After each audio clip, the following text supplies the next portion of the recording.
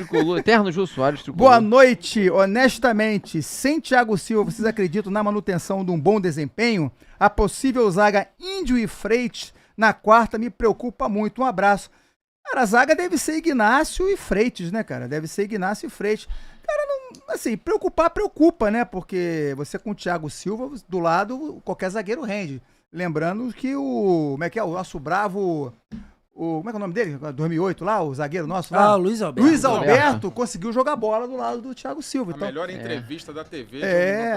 O Thiago Ele adorava o microfone, né, cara? Ele adorava.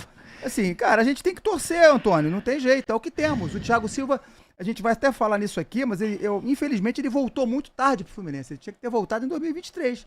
Ele esse ano vai ser isso aí, cara, 40 anos, a idade tá chegando, mesmo com todo o cuidado que ele tem, ele vai se contundir e pra recuperação, quanto mais velho, pior. Mas assim, a preocupação é justificada, né? Porque claro que é. Ignacio e Freitas juntos na zaga, sem estar o Thiago com um deles...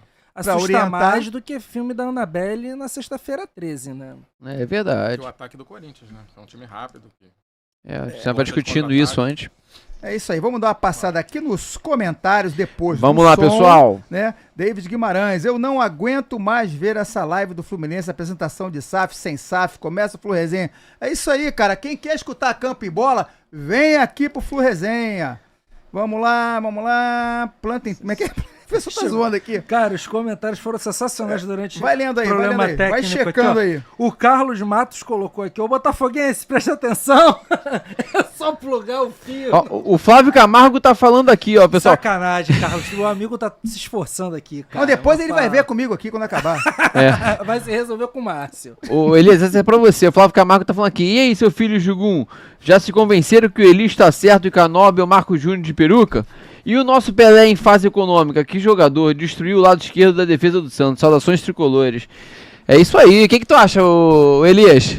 Wagner tem muito a falar sobre isso também, Wagner. Não, exatamente. O Wagner tem anotações ali pertinentes. O Wagner é um dos que mais me provocam em relação ao Canóbio. A gente vai chegar lá nisso aí. Vamos. Quando eu for falar individualmente, né, a gente aborda o Canóbio melhor. Aborda aí ontem. Deixa eu começar aqui falando da vitória, o que eu achei ontem da vitória.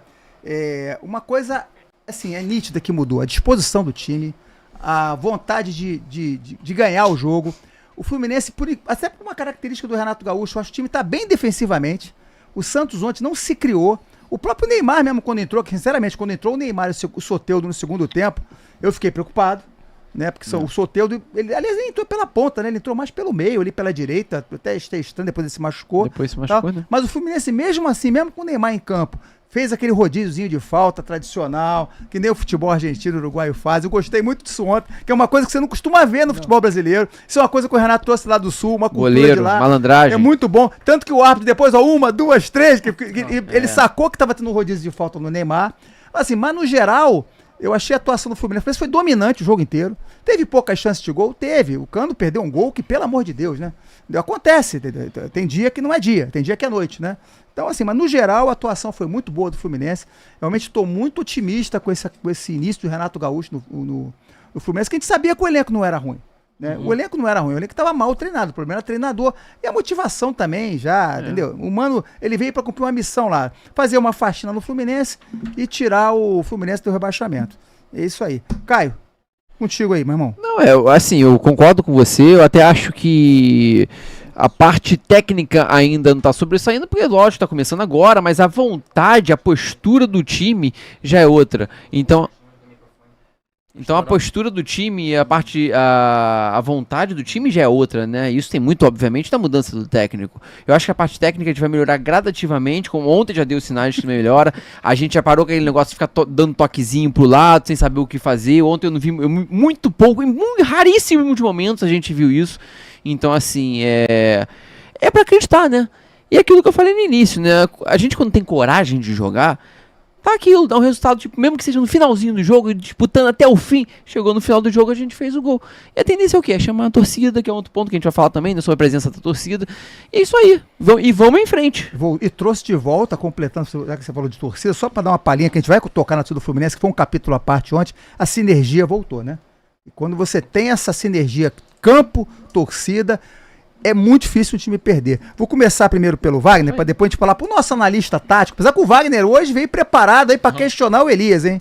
Veio preparado. O cara trouxe um livro aqui, gente. Wagner, vamos lá, Wagner. Dá seu pitaco aí sobre o jogo de ontem. Então, o jogo de ontem, ele teve, eu acho que uma característica importante, que foi o início dos dois tempos. Eu acho que o Fluminense entrou com uma vontade muito grande, de agredindo, indo pra frente. Enfim, é um retorno ao que a gente está acostumado, porque o Fluminense, na história dele, ele sempre foi um time agressivo, ele sempre foi um time que procura o gol, ele sempre foi um time protagonista, né? E a gente perdeu isso com o Mano Menezes e a gente sofreu muito com isso, porque havia uma desconexão nossa com o time que a gente estava vendo. Pô, isso aqui não é o Fluminense, isso aqui não é o nosso DNA, esse negócio de jogar atrás e retrancado, e o Daí Helma, qualquer técnico dessa natureza não tinha nada a ver com a gente.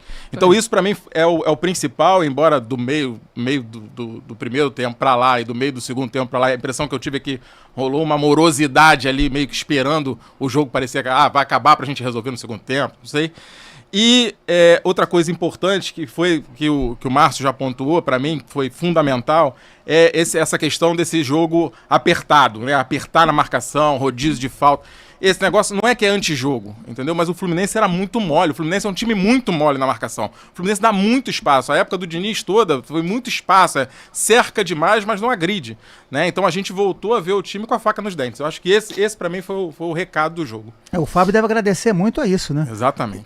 O Fábio Elias, é contigo aí, irmão. Ontem foi o primeiro jogo que eu não vi o Fábio fazer nenhuma defesa difícil. Eu não lembro qual foi o último jogo. Bem lembrado, Elias. Onde o Fábio não trabalhou. O Fábio não trabalhou ontem. Os últimos 2 jogos foi assim. O Fábio não trabalhou ontem. E isso se deve muito à postura do Fluminense em ocupar o campo do adversário. A pressão sob perda está muito bem trabalhada. Algo que não existia com o Mano Menezes. Então, assim, muito se fala na questão de treinador. Muitos acham até que se supervalorizam a figura do treinador. Mas, gente, é nítido. O Renato Gaúcho, em uma semana, já fez o Fluminense ter outra vida. E, assim, ele está repetindo a escalação. Eu confesso que eu fiquei decepcionado quando eu vi a escalação. Pô, o mesmo time do Mano, caramba. Depois do jogo contra... Tudo bem que era um adversário que não é parâmetro, né? O San José. Mas depois daquele jogo, pô, de repente a gente vai ver um Bernal, a gente vai ver um Keno saindo de titular e tal. Não, ele manteve o time e isso me deixou um pouco decepcionado. Mas assim que o jogo começou, essa decepção passou. O Fluminense, com uma postura, como vocês mesmo pontuaram, ocupando o campo do adversário, pressão sob perda funcionando muito bem, asfixiamos o Santos.